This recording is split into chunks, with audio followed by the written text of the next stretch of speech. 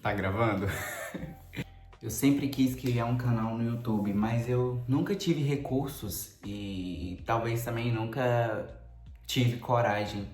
Mas hoje eu tenho os dois e o que faltava era simplesmente eu só começar a gravar. Eu acho que é isso. Oi gente, meu nome é Matheus e esse é oficialmente o episódio piloto do canal. Não é nada muito produzido, é só eu mesmo mostrando o meu dia a dia e tentando lidar com um negócio que muita gente sente, que é o medo de dar certo.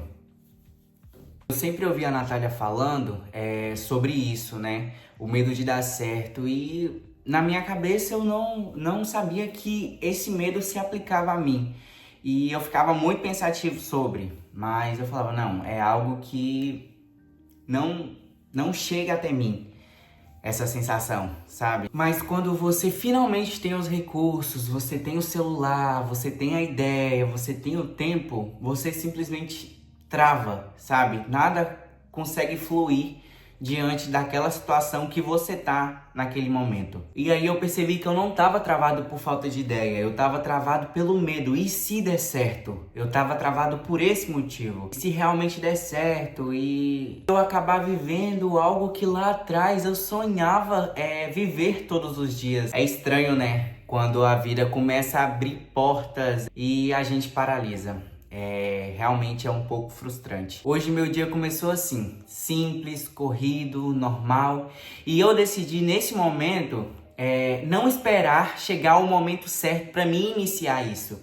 Então, essa atitude que eu tive foi algo que me fez ultrapassar acima do medo que eu estava sentindo de dar certo. Porque se vai dar certo ou se não vai dar certo, não é algo que me convém nesse momento. Se eu não viver, se eu não começar, se eu não tomar a iniciativa de começar, eu não vou saber se vai dar certo ou não. Então, às vezes, a vida é isso, a gente tem que arriscar. A gente tem que arriscar muito, porque se a gente não arriscar, a gente nunca vai saber se deu certo ou não. E eu percebi que se eu nunca começar, esse sonho só vai ser um pensamento guardado. E eu não quero olhar daqui 5 anos e olhar para trás e falar, nossa, eu poderia ter começado naquele momento, eu poderia ter começado com os recursos que eu tinha.